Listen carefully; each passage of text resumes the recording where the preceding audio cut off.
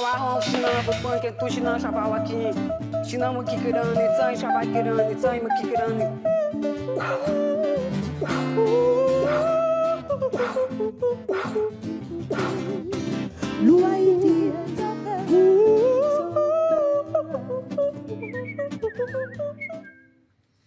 I am a woman, and I use the women's restroom. And I guarantee you, not one of you will stop me. And if you got a problem with it, use a different bathroom. That's all I'm going to say. I am a woman, and I am allowed to use the women's restroom. And she is Clint's girlfriend, and they go to the bathroom together because they are synced. Welcome back, beautiful and amazing human beings.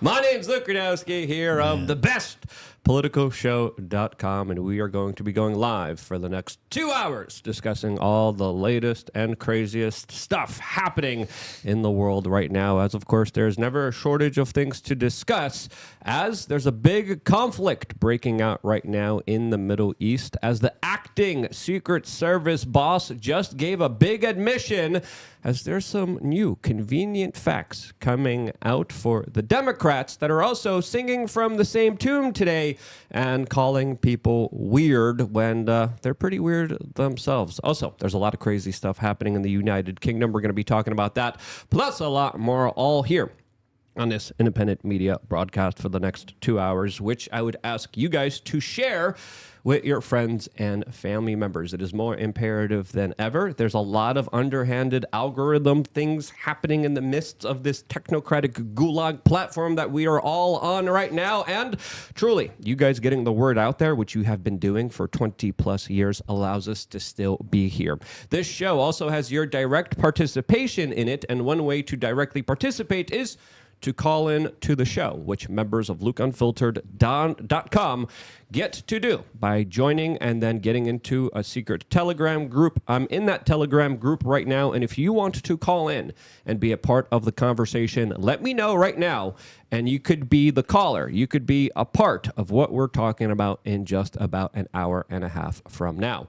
We also will be reading any and all super chats, but we prefer you guys use mysuperchat.com. It's also linked in the description, which of course allows you to have your super chats actually show up on screen. If you send $100, then bazongas explode, and I would highly recommend that you do that. It's super fun too. And, it's fun. I like it. We have a little shot of the bazongas here at a secret kind of Easter hunt, which you could probably find somewhere in this particular shot, as we just set up the wide angle shot that some male hosts and some male guests always report kind of difficulties focusing with that in the kind of background of everything here. I don't even think Timcast has a wide shot. We are big time now, folks. Yeah, they don't even use it. Look at that. And we, of course, are growing, expanding, and doing a lot of really cool things. And it's because you guys actually share this broadcast. You guys actually subscribe to it. And my promise to you is specifically the more you guys are watching, the more you subscribe, the more I will be doing for you. So the bigger numbers we get here, the bigger guests, the better the studio will become, the better the content will become.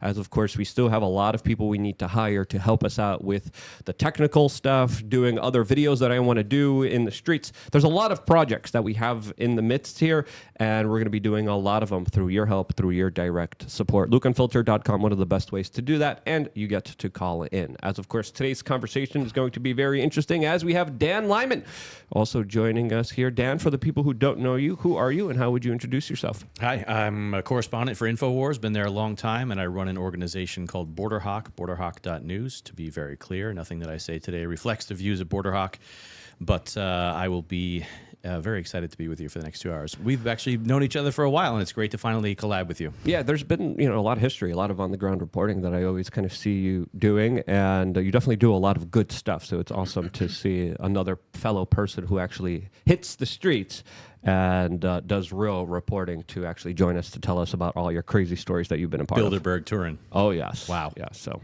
that's just one of many other ones that we've been a part of that have been absolutely crazy. Clint is going to be proving his craziness by volunteering to go to the Democratic National Convention and report live on the ground for us. Right, Clint? Yeah, man. I don't really care about living anymore. So I feel like going to the DNC no, I'm just kidding. That's a joke, YouTube. I want to live forever. Anyways, Clint Russell at Liberty Lock Pod on X.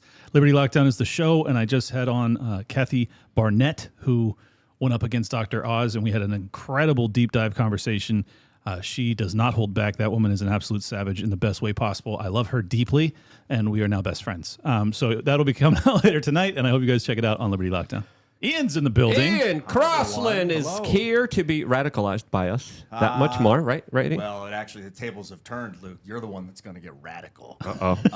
Yeah, what's up, everybody? I'm Ian Crossland. I am an actor and entertainer, musician. I've been making YouTube videos since 2006 with the finger on the pulse of social media. I basically Bring the mic just a little bit higher. I co-founded higher. I co-founded Minds with Bill Ottman in 2011. I've been co-hosting with Timcast on Timcast IRL for about 4 years, and I make my own stuff on YouTube. Just did a video today about censorship, which I like to see multiple angles of things when I talk about them and think about them. So check it out. He's also a sexual icon.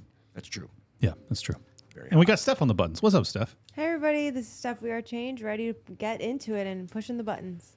All right. So many things to talk about. I think the biggest story developing right now is, of course, what's happening over in Beirut, Lebanon, as we just got the news reports that the IDF conducted strikes there, allegedly targeting a commander that was behind the attacks that happened from Lebanon into Israeli territory a few days ago that affected, of course, small children on a soccer field that took their lives.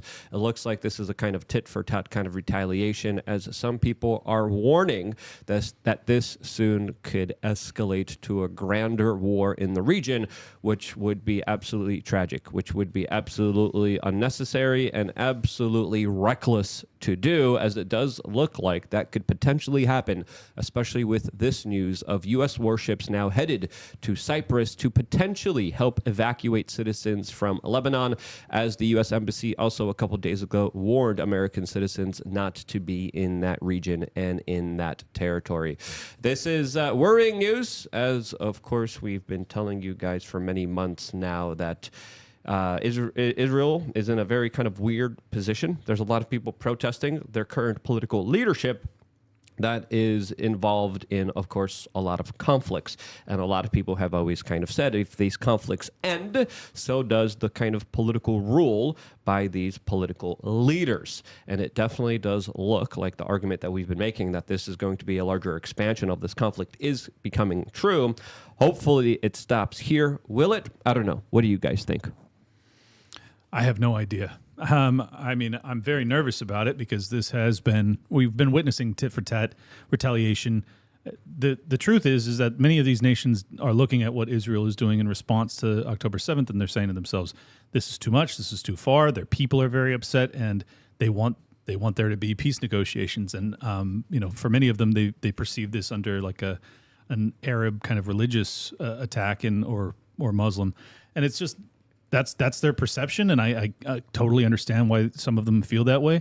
The public is more and more in favor of really, getting into this fight big time, and Turkey is the real player that I don't think enough people are paying attention to. Douglas McGregor has been warning about this for about 6 months now, that he thought that Turkey, under Erdogan's leadership, would potentially get involved with a direct conflict with Israel. If that happens, we then have the American top ally in Israel at war with a NATO member in Turkey.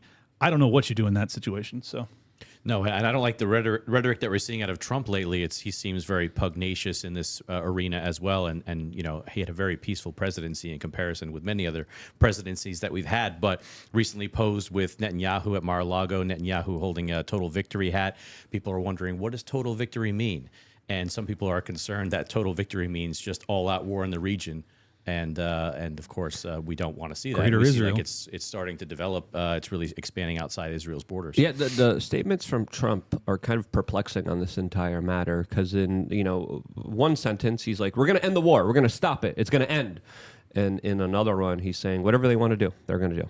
And we're going to support them fully throughout it. So it definitely is a kind of perplexing situation, as of course some people are saying Israel actually needs to respond here since they were attacked here, specifically on this soccer field. There's conflicting reports about this kind of Hezbollah top leader that allegedly they were targeting. Some reports are saying that they were successful with this targeting. Other people are saying that they weren't successful. We're still finding out since, of course, these strikes just happened in just a couple of moments ago. And the situation, of course, is developing. But obviously, when you have these kind of tit-for-tat kind of situations, now Hezbollah is going to want to retaliate from this attack. And then Israel is going to attack from another one. And that's exactly how you have this kind of escalation of tensions that, to me, is just absolutely ridiculous. And there's a lot of contested territory with the Golan Heights region. You just mentioned Turkey's involvement here, as, of course, Iran is also involved here. So is Russia. So is China. So there's a lot of things being kind of staged here, as a lot of people are predicting that the proxy conflict in Ukraine is going to end, and there might be another one starting soon in the Middle East, which is going to be just as dangerous for the world, since, of course, Israel also has nuclear weapons. Well, what makes this particularly dangerous is it's the same concerns that I've had about the escalatory trap that we've been in with Russia via the proxy in Ukraine, is that you have, since 2014, you have these escalations that are kind of happening behind the curtain that the American people and the broader public is unaware of. And then you have what amounts to basically a civil war in the Donbass region, but that's after the Maidan Revolution. There's all this interference from the U.S. State Department, CIA activity that's happening there. So Russia feels as if they're totally justified, but because the Western media portrays it as if there's no justification, well, then most of the public also thinks that Russia is totally unjustified. But the issue is that then Russia invades, and then obviously the Ukrainian people feel totally aggrieved, as they should, because they're being bombed. And then you have the tit for tat escalation, and that's my fear, that we're seeing the same thing happen in the Middle East, and it's just like cooler heads have to prevail. You have to get people to the negotiating table. Peace has to be an option, and at this point, it doesn't seem as if peace is an option in either front. Yeah, it should be interesting to see what the Biden administration does here, or the people controlling Biden and the flesh suit that is still him, because he also has very similar policies to kind of Donald Trump, saying one thing, doing another, or doing one thing and saying something completely different as well on this issue, kind of constantly flip-flopping here, as a lot of people are trying to grasp the United States policy towards all of this, as of course there's a lot of people involved here. There's a lot of interest involved here, and it definitely does seem like we don't have an exact policy to how we're going to kind of react here. What it sounded like to me is Trump was saying, just hurry up. Just finish this before I'm the president, so I don't have to deal with this. That's the honest to goodness message that I heard from him. The left wingers want war in Ukraine. The right wingers, the neocon version of them, want war in the Middle East, and that's always been the kind of overwhelming kind of trend here. And I think, Dan, you've been seeing it yourself for a while. So this war in the Middle East conveniently is very good for the kind of Republicans. It's not good for the liberals. So and the same goes for, of course, the war in Ukraine, except the exact opposite of those kind of political spectrums as well, because they work in the larger kind of political favor of the opposite political party that is using them to galvanize larger support for themselves.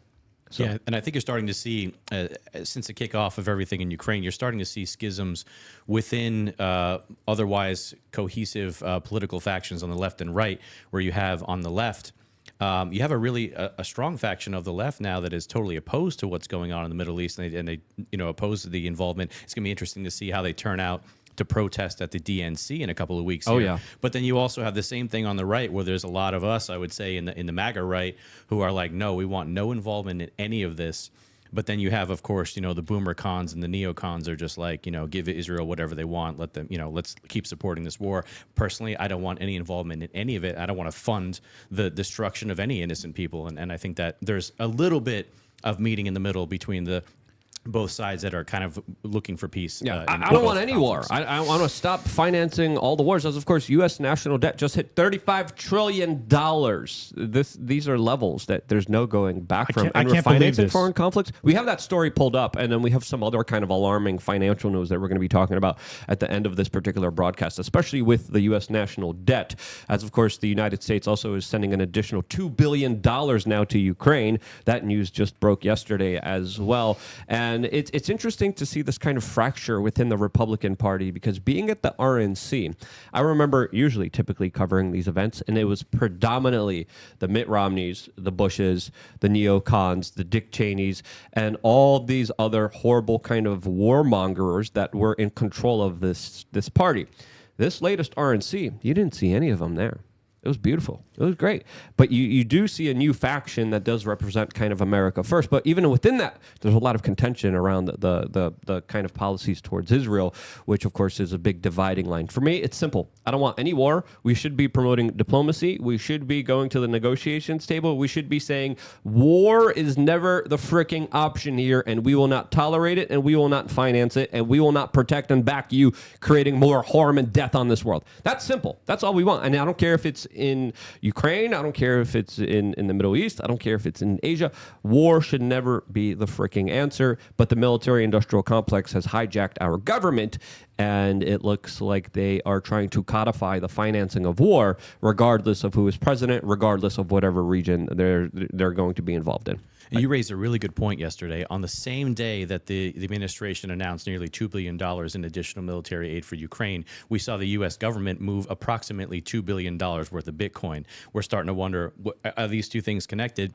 And I recall, and maybe think of this story that came out a couple of years ago, and don't quote me on the number, but it was revealed that Ukrainian officials in the government held a ridiculous amount of Bitcoin. It was something like 40,000 or more Bitcoin the Ukrainian government was holding amongst different officials there. So apparently they're quite familiar with Bitcoin, and it kind of makes you wonder, like, how is this $2 billion being moved? Yeah, is it Bitcoin? Did they give the Ukrainian government Bitcoin because they just sold off $2 billion worth of Bitcoin, as they just announced that they're giving Ukraine $2 billion? That's an important question to ask, and I think it's a possibility, since of course they're kind of acting without even congressional approval. Man, that would be such a boneheaded financial decision to ship off. Currently you have Trump and RFK Jr. that are going around talking about taking all of those seized Bitcoins that the federal government possesses currently and storing them away in the Treasury and making them like our strategic Bitcoin reserve. And then if you actually find out that the Democrats are selling it off, selling it off to fund a proxy war that is endangering every man, woman, and child on earth, goodness gracious, if I can find a way to hate you people more, I will. While telling us that Bitcoin is a currency of criminals and using well, in this case, they're the truth. Presumably Ross Ulbricht's Bitcoin to fund war in Ukraine. Oh my goodness! Can you imagine if this is true? Yeah, it's absolutely just crazy and ridiculous that we have to deal with this kind of crazy, reckless situation that is endangering, the entire world, as of course this conflict could soon escalate. And when it does, a lot of other countries will be involved here. As of course we have this article here from Fox News before this rocket attack saying that Israel set to counter Hezbollah following terror attack. Response will be swift, harsh, and painful. As of course Israel is responding to 12 killed in a rocket attack from a soccer field that happened also a few days ago. The Guardian is also reporting that the rockets fired from Lebanon took the life of one Israeli citizen, and there's going to be, of course, more retaliations from other retaliations. And, of course, again, this is the kind of tit for tat, as The Atlantic had a very interesting article that I kind of agreed with, saying, quote, "The big war no one wants in the Middle East." And I can't believe I'm saying this, but I actually agree with the kind of Atlantic here with this perspective that they have on this entire matter. Cyprus is just off the coast, not very far from Beirut. So that's very concerning that you would have an American warship that's going that close to what could be an escalation into a all-out war. Iran is always the boogeyman in the corner. And the fact that you have Trump also now convinced, it appears, based off of his Truth Social post, that they may also be intending to make an attempt on his life.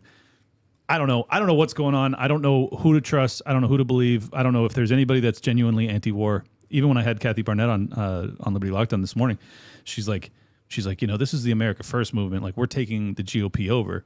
And then I hear her talking about, trying to give accolades to Trump, and she's like, Trump had Iran in the corner. They had China subdued, and I'm just like, that's just not America first. Like, that's still not what I want to see. I want to see us like try to be friendly with these folks. Like, you don't have to like praise them or anything, but I just don't think that we need to be applying pressure and policing the entire world. If you're the world power, right? If we have American hegemony, we shouldn't be financing wars. We shouldn't be giving out money for people to bomb each other and destroy each other. Not only is it a bad look internationally, but strategically, economically, it's a dumbass decision to make here. It's terrible. While China is doing their Belt and Road Initiative, trying to question America's hegemony with, of course, trade and more kind of colonial policies that work with a lot of these developing nations and the natural resources that they're trying to siphon away. Here, we just blow stuff up and rebuild it again. It's a policy that has led us to be in a crazy amount of debt, but also the kind of karmic ramifications and international relations here aren't helping anybody. Yeah. So this is not an America first kind of movement.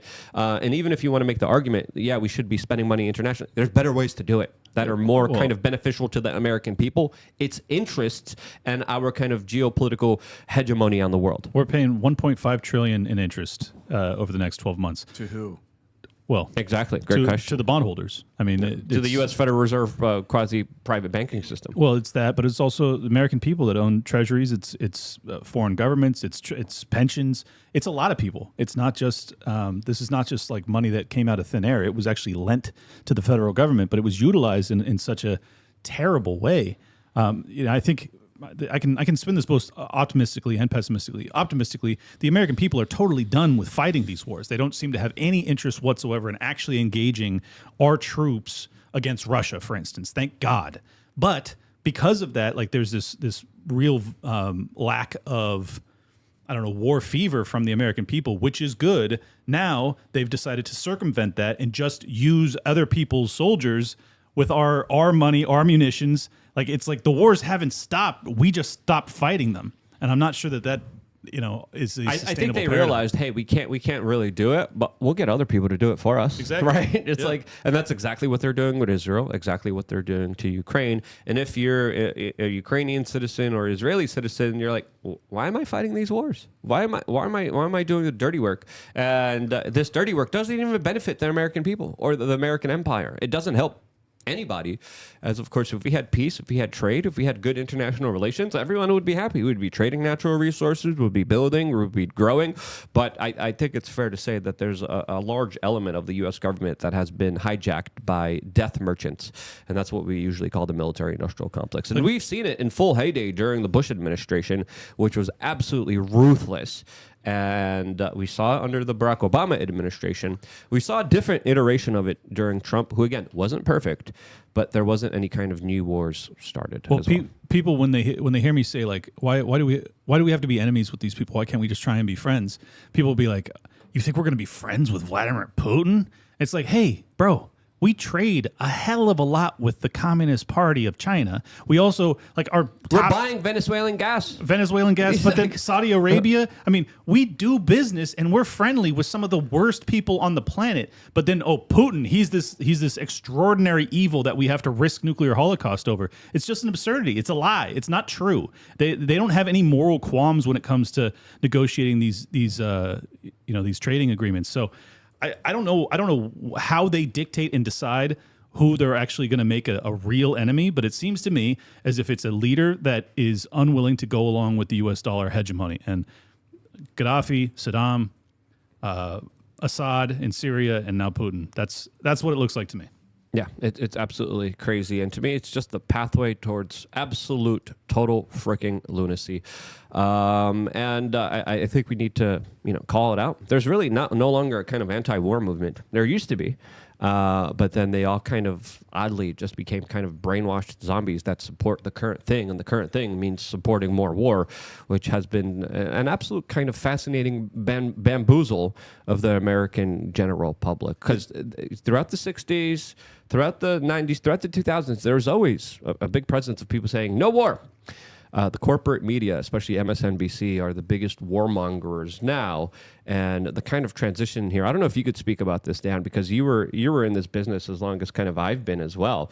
This transition has been really, really kind of fascinating and important to talk about, as it definitely kind of hoodwinked, it definitely kind of tricked a lot of people and eviscerated any kind of resistance towards perpetual war. Yeah, I mean, you see a lot of the people that might have opposed war in the '60s. Now they're all the ones with Ukraine flags on their front, yards or on their social media profiles. So that whole thing has flipped, and they've gone from kind of being anti-state to being total statist at this point, and the state being, of course, the government media complex, and they buy everything that's fed to them these days at this point, and it's pretty interesting, and really the strongest anti-war faction now is probably on the right wing, I would say, at this point. Leftists just seem to be in lockstep with the conflict in Ukraine and us continuing to fund this, and what is amounting to probably a genocide of at least Ukrainian men and probably the Ukrainian population at this point. And as we see, what happens in Europe when they feel like they don't need a local population anymore, they just replace them from other parts of the world. And that's probably what we're going to see in the coming years, if I had to guess. And I think Tucker Carlson actually warned about this not too long ago, that Ukraine will just be basically like, they'll just bring in Africans and Middle Eastern. Yeah, well, that's what Volodymyr Zelensky actually talked about. He made a deal with BlackRock. He made a deal with Goldman Sachs saying, don't worry, we'll have open immigration as soon as we win this war. All right?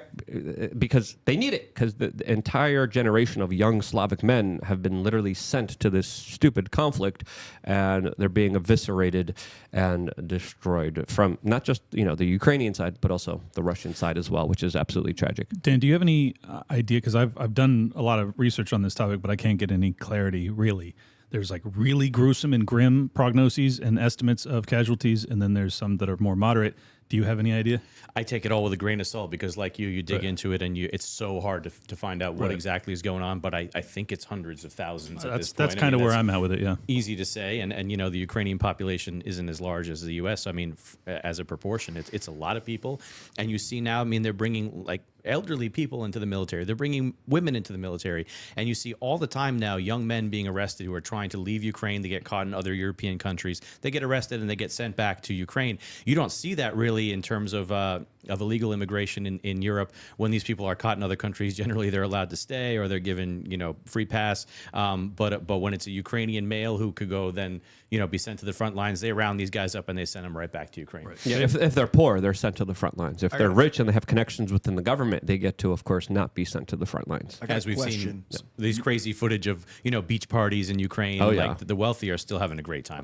Maybe better time than ever. When Trump changed the way our drone program worked, our drone bombing program, because it used to be the president had to issue these things, and then he gave clandestine authority to his generals. As far as I understand, now the generals can make secretive drone bombing campaigns that we don't know about, so they call him the president of peace. I think a lot of these people that would be anti-war think that Trump is a pure peace guy, when in reality he gave authority for drone bombing campaigns to his generals, and they're doing God knows what. So what you're speaking about, he gave the deposition matrix to the CIA and the Pentagon. He transferred the legal authority for the president to assassinate anyone he wants to, of course, these government branches. And that's nuts. So how many people have been killed now by the CIA? We don't know, because they also stopped reporting on it.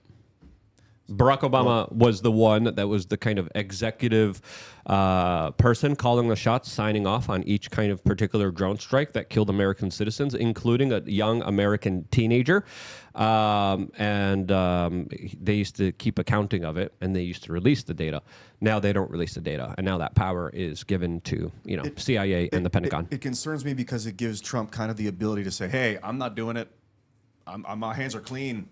He's doing it because I let him do it. And Barack Obama talked about the larger kind of psychological problems he faced, knowing that he was literally extrajudiciously assassinating people. Well, and on top of that, Trump was also extrajudicially assassinating people when it came to General Soleimani of Iran, which could have easily escalated into an all-out war against Iran, which would have been catastrophic. So, I like Trump in the sense that he at least gives voice to the concept of peace and prosperity and trade.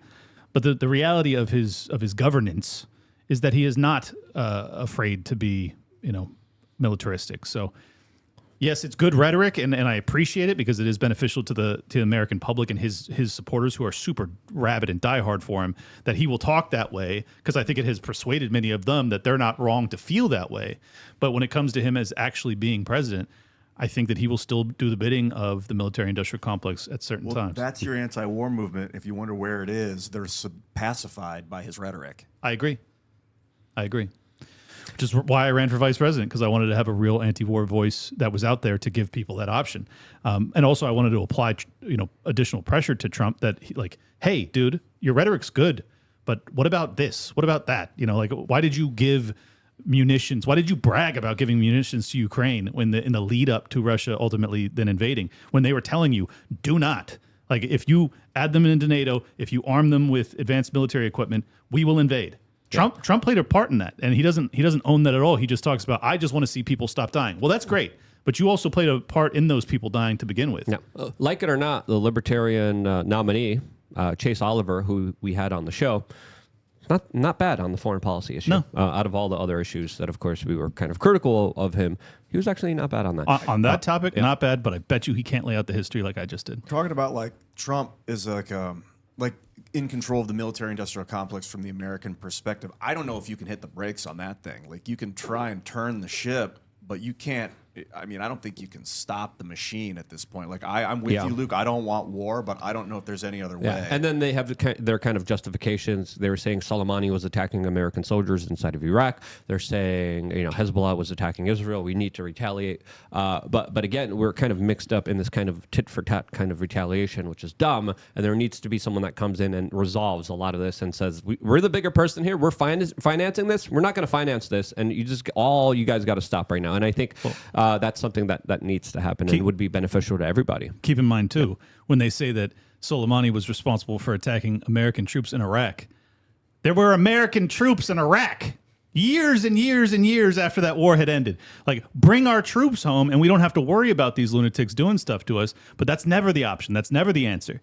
And as Ron Paul has said so eloquently decades ago, and no one listens to him, if you can just march in, you can just march out. We need to bring our people home. But the Iraq is basically a conscripted puppet state of the United States now. Is like a colony. They're using it like they're using Libya. It's American. They can call it Iraq. They can call it whatever they want, but they've got an American sympathetic government. It's like that's. I don't think you're wrong. I don't think you're wrong, but that's not sustainable. No, it's not. It's justifying the conquest of Russia right now. They're well, you took Iraq and Syria Exactly. and part of Syria and Libya, so we're going to take Ukraine. We have no moral leg to stand on. We also saw what happened when Trump actually did order withdrawal from Syria, and the generals were like, yeah, sure, not happening. Yeah, they lied to him as well. That's a very good point Trump as is only well. one So man. there's a lot of things also happening behind the scenes, and that's why his appointments are going to be key and something that I'm going to be paying close attention to, and why I kind of changed my tone about him during the first time he became president of the United States, when he was appointing a lot of bad people that we were calling out. And we were right about that. Steph, let's read 5 of the last super chats on Telegram and the one here from YouTube as well. We have the redheaded libertarian official saying, when your country is conscripting. When your country is Scripting. Wow, I don't know this word. I'm It's sorry. okay. When your country is conscripting its women and children to the front lines, then you no longer have a country worth saving. That's sad. Yep, that's Josie, the redheaded libertarian. She's awesome. She's always on the show. Shout out to her. She was on Piers Morgan today. I can't wait to watch it. Was she really? Oh, that's Yeah. going to be excellent. Yeah, with Destiny and awesome. and Chank, whatever. Fantastic. I don't think platforming Destiny is smart now. Not But right now. Steph, keep going. Okay, we have Beyonce saying NA, not applicable. Okay. And we have Gary G1111 saying, Luke, can you ask Elon to start an X search engine that could possibly rival Google? Google should not be allowed to dictate the internet. Hey, Elon, start a search engine.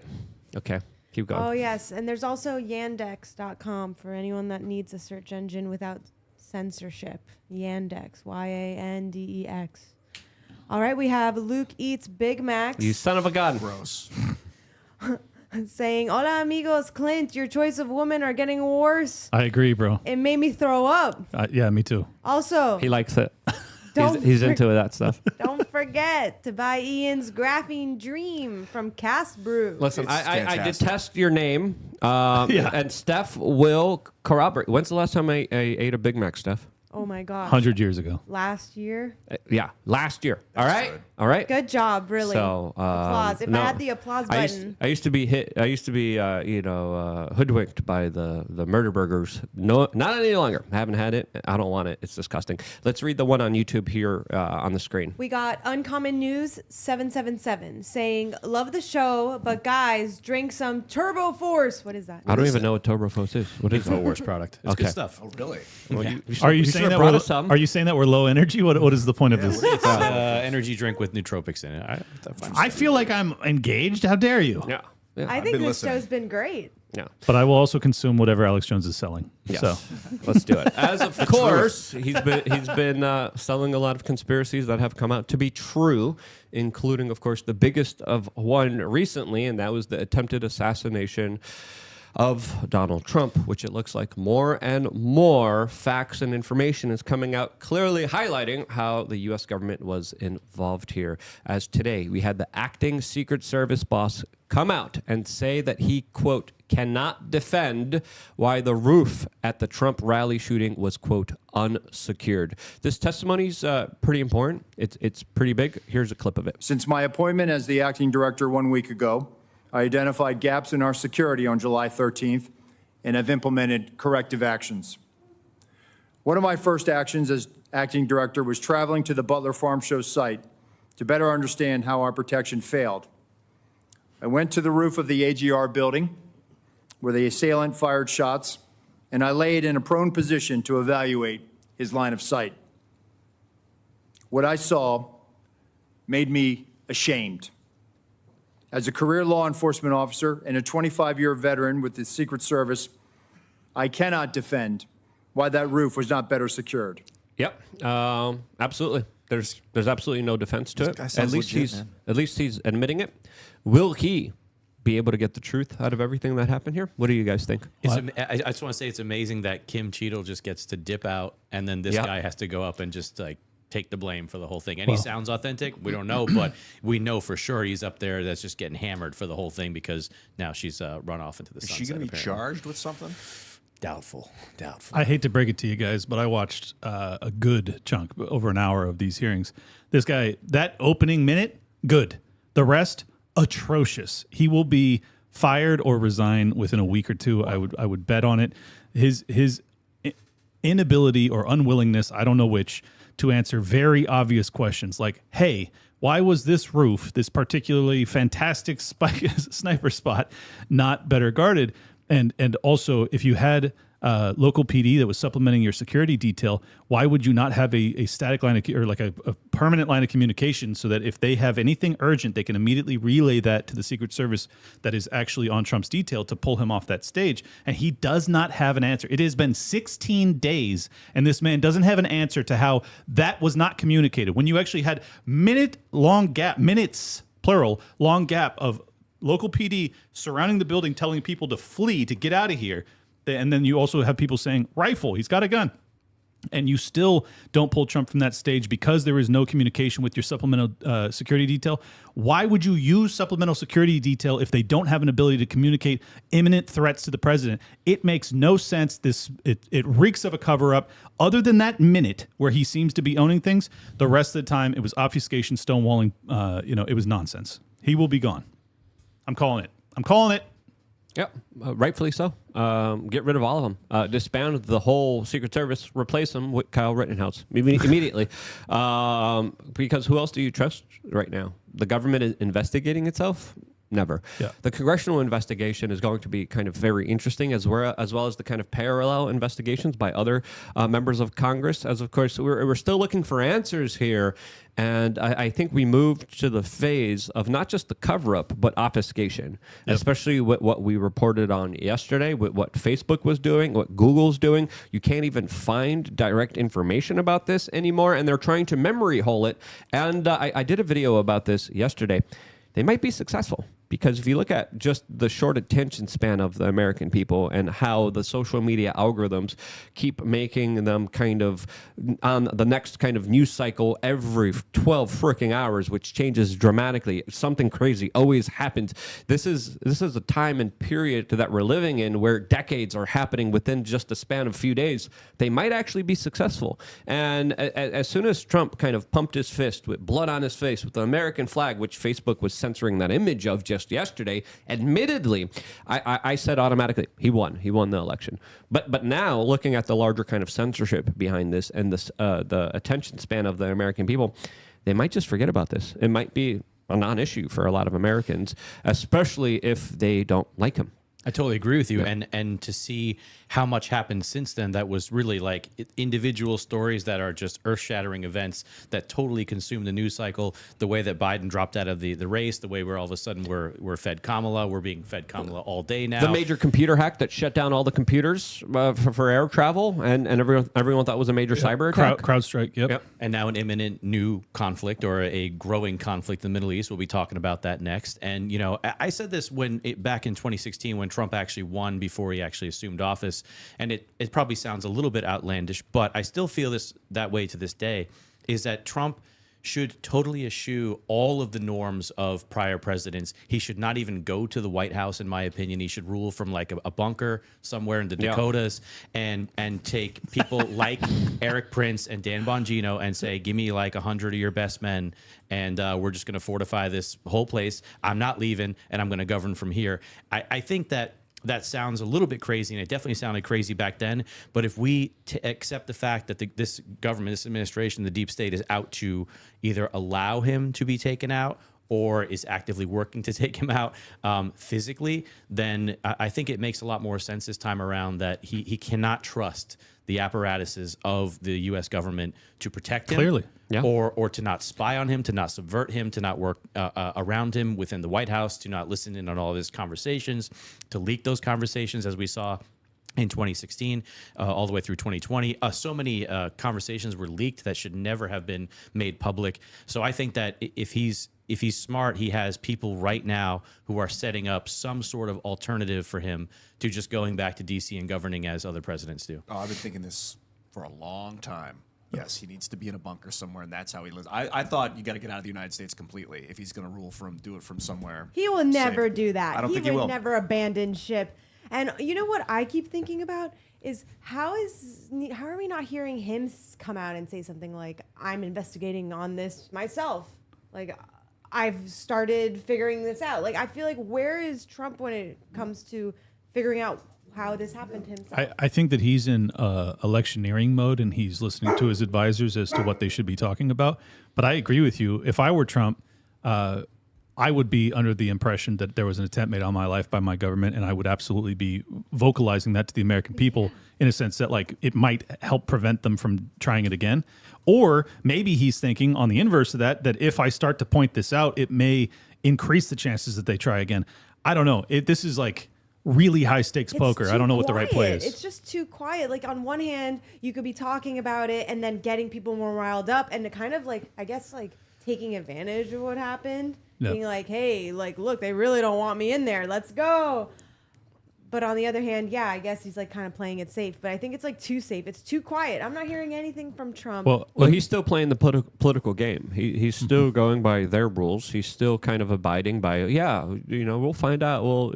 But again, if you know that the gloves are off, that the game has been essentially flipped over, what else do you do in that kind of situation other than kind of hide in a bunker, which a lot of people are saying he should do. Alex Jones was saying that he should do that. He was describing how someone could just put on a fake hand, put a little freaking fentanyl in there, shake his hand. That's it. He's done. Yeah, he's got to stop doing rallies. Yeah. What is he thinking? Big crowds. Stop shaking hands. Stop doing rallies. I think that's what they want. I think they want him to be scared. I think that's like him. He would never, personally, I wouldn't just be scared and be like, oh, I'm going to have to stop. I'm going to have to hide in a bunker. I would never do that. I don't think he would do that. No, don't do it out of fear. Do it out of strategic offensive That sounds maneuvering. like fear to me. Yeah, but they failed once, and they were desperate the first time. They're even more desperate now. Which highlights how his life is in danger, in my opinion. And that's why I was specifically saying, hey, if you're going to have a VP pick, you need to pick somebody that's going to be absolutely scaring the crap out of the establishment, and then have him go out there, or her, whoever that might be. But I don't know if JD Vance is that guy. I don't know if you have any kind of thoughts on this. I'm pretty skeptical on JD Vance. I think he was the best pick out of a kind of a crappy selection. We would, of course, like to see someone more like Ron Paul or a Ron Paul type that actually does really scare them, like you said. But in terms of sorry, sure, why not? I mean, they've had their differences in the past, but Massey scares. He would have brought the entire libertarian vote. That's a fact. Yeah, I think Vance is still putting the panic into the left wing establishment, but not as much as I would like to see.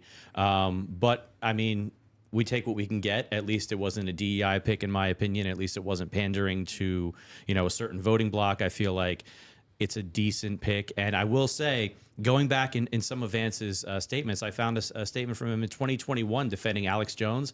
I'm like, all right, I'm pretty skeptical of the guy, but 3 years ago he was defending Alex Jones. Like that took a huge leap of faith. Obviously, Alex's character arc, I mean, he is in the total redemption phase at this point, but he wasn't in 2021. No, 3 years ago, that took some courage to actually vocalize support. So respect. The funniest part about Vance is how they really have nothing bad to say about him because he was kind of on their side before. So it's like, oh yeah, he's weird.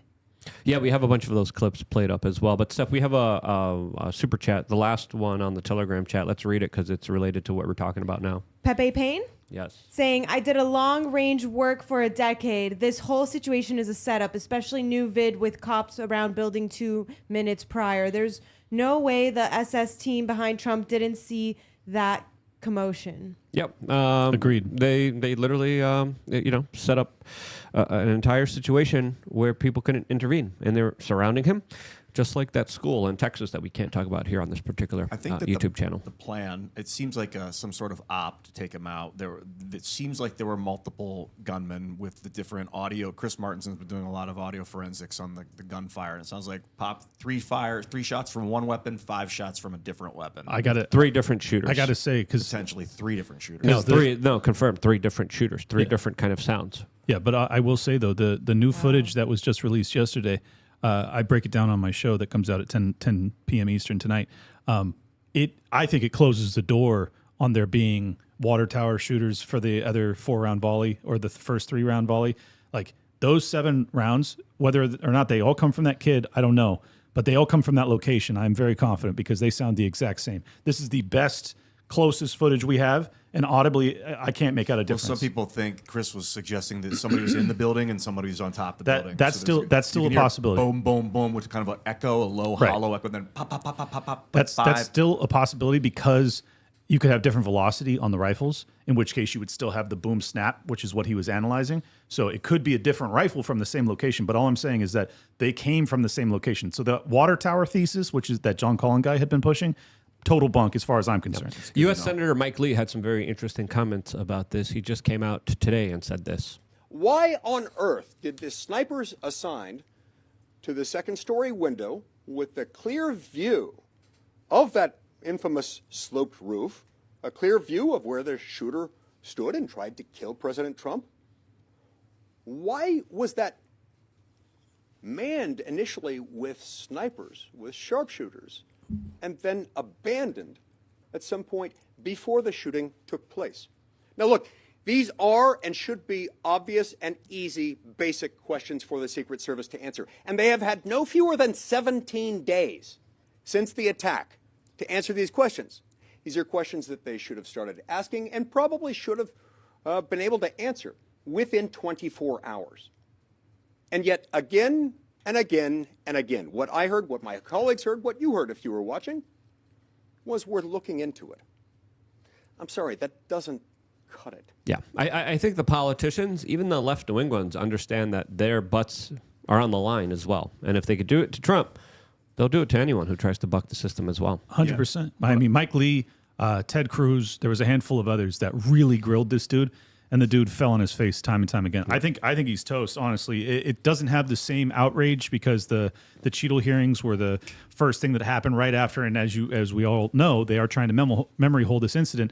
But his testimony was atrocious, like really, really egregious, and to be the fall guy, like to be the dude who's supposed to replace the chick who already fell on her sword because she was so terrible, and to come in there and still not have answers. It was astonishing. It's unacceptable. As of course, we have new information about the assassin that is very convenient to the establishment. That's something you got to keep in mind. People accidentally say that assassination. He did. He killed an American citizen. Not the one he was aiming at. He's an assassin. He took someone's life. So I think it's fair. He killed Americans and left two people critically injured, taking the life of another one. So I think thankfully, it fits here. both of those guys have left the hospital, which is great news. I hadn't even heard that. That's awesome. I want to talk about this specific element from the FBI on the next kind of platform that we're going to go on. As of course, there's still a lot of other stuff that we need to talk about specifically on this broadcast, especially when it comes to the U.S. national debt that just hit $35 trillion. The interest payments on this debt have now exceeded the national defense spending. This is crazy. This is absolutely reckless. This is absolutely dangerous. And there's even major credit cards like Chase specifically now refusing services for buy now, pay later loans. This is another kind of hallmarker to larger financial problems, as of course a lot of people are buying now, paying later, getting more debt. But now Chase is saying we're not even going to be doing that for the average customer using our services because of the larger financial pain people are in and the likelihood that they probably won't be able to pay back a lot of the debt that they incur as more and more Americans are in debt. Just like the U.S. government that keeps spending and printing more money out of thin air, which I think is one of the most dangerous policies and why the economy is one of the most important issues for this election cycle. You know, the debt's up 50% in the last 4 years. The debt has increased by 50% in 4 years. That is insane. Talk about a snowball effect. Wait, I don't think that's right. You're saying 26K 17, to 30 or 24K to 35. It's up. Oh, you're saying up 50%. Okay. Yeah, it's increased by 50%. No, I think you are right, actually. Yeah, no, I think he's right. That's the number I was looking at earlier. No, I think you're right. It's not technically 35 though yet, right? No, it is. Because that little clicker there is saying 34 something. Well, what's it say? It hasn't been updated. This is the kind of official. That's the Massey clock. Yeah, it's a Massey clock, but I haven't connected it to Wi-Fi, so maybe that's why. It didn't calculate the billions to Ukraine. Well, exactly. US debtclock.com. It's 35 trillion, 7 billion. There you go. And a reflection of that, of course, is that U.S. Consumer credit card debt it eclipsed $1 trillion recently for the first time. Yep. And it's like so did the market cap of Bitcoin. Yes. Which is and then the it inverse. dipped back down recently. Yes, right. Yes. But I'm saying that's the inverse. Market signal is that as the dollar increasingly comes under pressure, you will see increasing bull pressure for Bitcoin. And I think that's the escape hatch for people that want to pay attention to it. I do need to point out, and I've said this before months ago when we hit 34 trillion, which was only like 4 months ago, ladies and gentlemen. We are going up $1 trillion every 4 months. We're going up $3 trillion annually. It is to say it's unsustainable does not do it justice. Let me put this in perspective for you guys. From the founding of this country, 1776, right, to I think it was 81 or so was our first trillion. 200 plus years to rack $1 trillion of debt. We now do that in 4 months. I think that they kind of want to keep doing it. I don't think we're trying to not. I think the reason this is happening is because it's let's go. Let's just keep doing it. I think the international banking cartels would love to see the United States go bankrupt. I don't think it's possible to do this on accident. That's what I'm saying. And it's not exactly 50% in the last 4 years. It's like 40%. I don't know who exactly still a lot. That number. Still a crazy amount, but the figures I gave you was right. It was 200 plus years before we racked our first trillion in national debt, and now we've put on another 34 since I was born. that is astonishing. And to Steph's point about whether or not this is intentional, there's a lot of questions as to at the highest financial levels. Soros, for instance, is very famous for having collapsed the pound to make his first $1 billion. there are financial, interests that will benefit from the death of the U.S. dollar and the demise of the United States. However, I don't think that they are actually dictating, fiscal policy when it comes to the United States. When you are paying $1.5 trillion in interest alone, just to continue to service that debt on top of all of the natural expenditures that are already baked into the cake when it comes to Social Security, the military-industrial complex, welfare, all of the payments. I mean, it's just astronomical payments that have to be paid. Otherwise, you see riots. So it's like there is no off-ramp other than incredible fiscal, restraint. You have to basically start to cut dramatically, and you also have to deregulate and allow this economy to grow in the face of this pressure, in which case you might be able to grow your way out of it. But we are getting to the point, like the inflection point, where there is no capacity to even outgrow the debt because the debt will be exponential at that point. We're that close.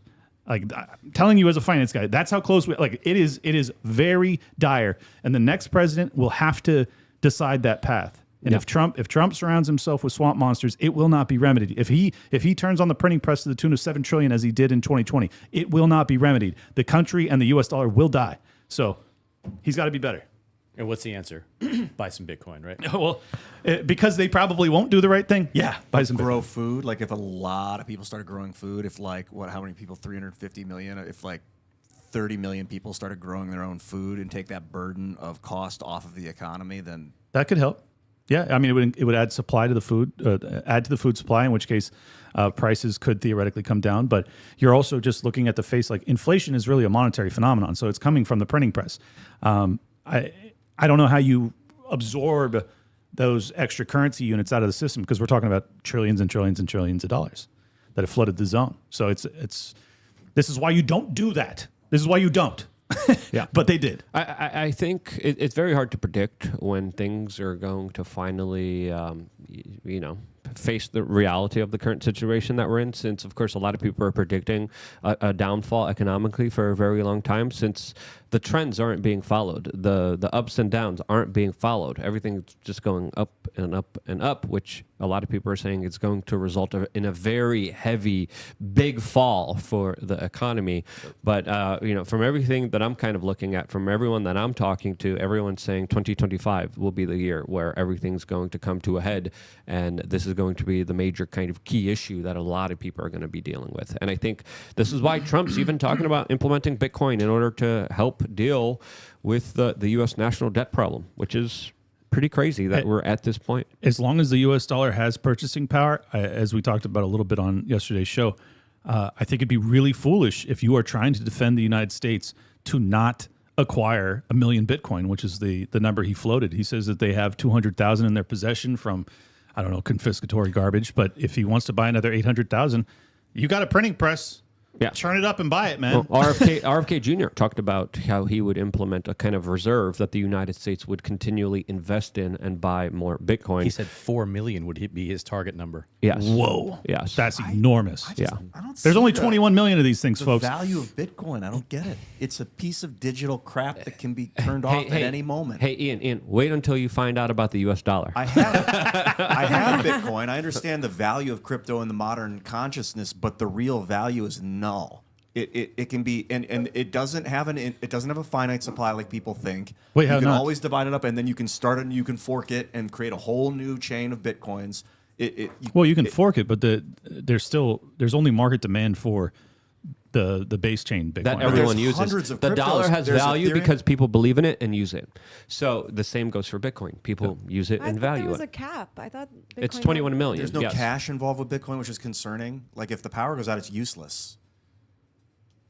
That's We need one thing we that's a need little cash. worrisome. If the grid goes out, like how is that going to work? But if the grid goes down, I've heard this argument so many times, and it's valid. However, if the grid goes down, we're going to be worrying about a lot more heavy duty stuff than the currency. We're going to be bartering If it goes on regardless. for 3 days. Yeah, it's like the apocalypse. Well, 3 days There's is no fine. cash. If people That's lose, fine. if, And you can if- work with cash. You can work with gold and silver. Like you should diversify a little bit and be able to barter if you need to. But for 3 days, that's fine. In that scenario, you don't want Bitcoin, you want brass. Yeah. Right. I don't think so. If the tweens lose their TikTok, it's game over. If you can't, like, it's like if they demand your credit card, if they can't pay with cash at the store, that's a reversion. We want cash. We need some sort of cash because Or brings us to what? it brings us to our favorite. I like gold. Which is a perfect segue to our sponsor, getintogoldow.com, Alpine Gold. It's a company that we work with. I've been talking about gold throughout my entire career. And to me, this is just kind of a win-win. This is a great company. They work with people like Ron Paul. They work with us directly. And they are one of our sponsors that allows us to, of course, continue our work here. It's getintogoldow.com, as now they are offering free Silver Eagles when you buy 100 gold backs. Use code BLITZ, BLITZ, at checkout and get a free Silver Eagle coin, as of course the dollar is losing its value, and a lot of people are turning to precious metals to diversify their wealth.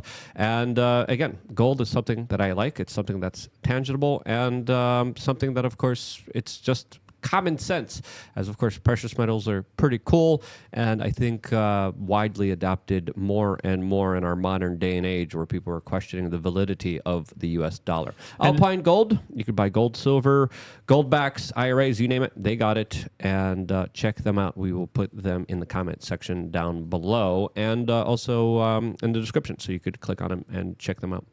And if the power goes out, you can still use gold. So that's the answer for Ian. You could supplement your Bitcoin holdings with gold or silver. Investing in metals can be easy, but using them has been hard. Alpine Gold helps facilitate buying, selling, exchanging, vaulting, transferring, IRA investing, and spending precious metals in your everyday lives with thousands of businesses nationwide. Alpine Gold has been around since 2011 and has done hundreds of millions of dollars of transactions. They have branches around the country to serve people who want to preserve their wealth in their own communities. Their IRA program is one of the only programs in the world that allows you to earn guaranteed interest with the ability to spend and use your metals with 0% spread. The government and Fed can't control inflation, as we've been discussing, or their own spending, as we've also noted. And for the first time in human history, we have the technology and ability to have an alternative option to spend, preserve, and increase wealth. Alpine Gold, ladies and gentlemen. I like gold! Do they sell other metals too? Yes. Yeah, I like silver. I like Yeah. copper. Yeah. Palladium's nice. Platinum, but I don't gold know is if they got legit. palladium, but they might. We'll have to look at it. Palladium's My big. favorite are the gold backs because they're thin. It's like the better dollar. I guess if you back the U.S. currency with Bitcoin, if it's backed by Bitcoin, but you still use cash, and You could still do that. use the U.S. dollar, but it's backed.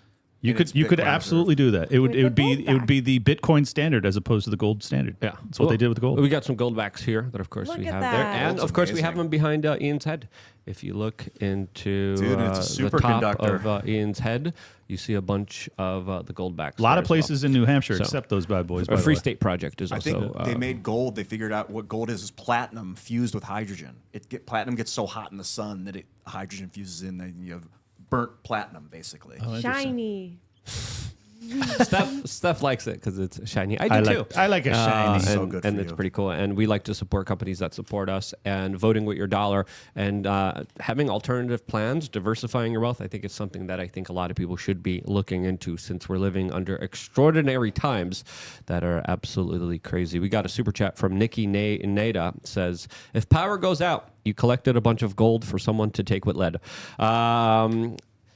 If power goes out, we're going to have a lot more problems than a lot of people expect with not just, of course, the financial currencies. We always tell people the best investment you can make, your relationships with your community, with your neighborhood. I go around, literally, I give out pies. As soon as I move to a place, I'm like, we're going to become friends because we have to in case there's an apocalypse. And if Strawberry the power goes and out cream. for 3 days, that means EBT has gone out for 3 days, and that's going to be a bigger problem. Most Bitcoiners can get Save through it for 3 the days. next platform, Dan. How dare And you? we have that kind of civil strife happening in the United Kingdom right now, as there's a very controversial kind of situation that unfolded there, as it looks like there's riots right now in the UK, and there's a lot of kind of internal fighting between migrant groups and the local population. We're going to be talking about that. There's also a lot more about the Olympics, a lot more about the Trump assassination that we want to Venezuela. get into, Venezuela, a lot of crazy things we're going to be talking about on the next platform, which you should join us for that specific conversation by voting with your clicks. You could vote with your dollar, you could vote with your clicks. We are on the front page of this platform right next to Glenn Greenwald and Dr. Drew and Tucker Carlson. And then there's us hanging out here, talking, and that conversation. Raid us, Dr. Drew. Raid me, Daddy. Yes, stop it. Control yourself. You might have to you might have to call the police on Clint, Dr. Drew. I'm Dr. sorry Drew for turned me on to reporting Kate that. Shanahan, who I interviewed. She's a doctor that knows massive information about seed oils. She'll be Yeah. on this show. Yeah. She'll be on this show in a couple days as well. We just booked David Avocado Wolf as well. So we're going to have a lot of great people. And then Randall Carlson's also coming on the show as well. So we're booking a lot of great guests.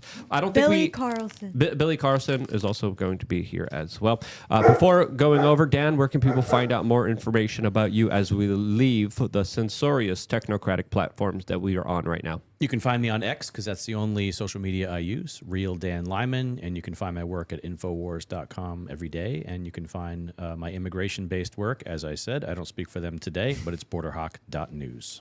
Awesome.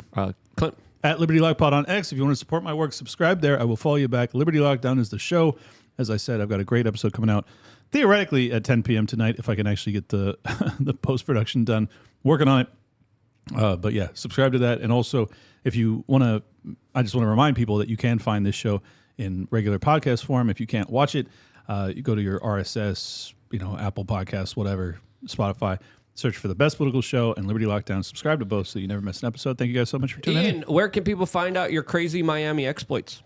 Geez, probably YouTube, but it depends on different platforms. On YouTube, I'll do interviews. I'll do the occasional video. On X, I like to type and text about controversial things and post some music. On Instagram, I'll do a lot of music. So What's follow me on your all the YouTube channel? platforms.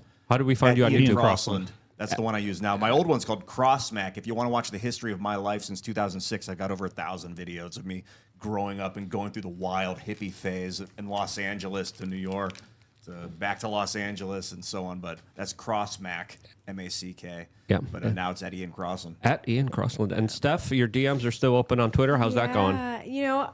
Really nice. Actually, people are saying some really nice things. They, Oh, I they bet like that they I'm are. talking more, and they're really encouraging. I want to thank all my subscribers. I'm going to do what I can to post things that are interesting, and I hope you find it interesting too. You can find me on X at StephWRC or on Instagram at StephWeAreChange. I don't post that much, but Once a month. I'm happy to have you guys join me there. And let's continue on our next platform. I'm excited to join you guys there as well. I just tagged you on the latest video that I just released, prompting this. People are saying, "Hey, good job, guys. We're not ending. There's still I an know, hour. come on. There's still an hour of the show left. It's actually on the best another hour, platform that we are going to be continuing the conversation, and we are going to be going to a caller soon. I don't think we have a caller yet. You want to be that caller? Sign up right now to lukeunfiltered.com, and we will be taking your calls in about 30 minutes from now. Go into the Telegram group, and we will be going there as, of course,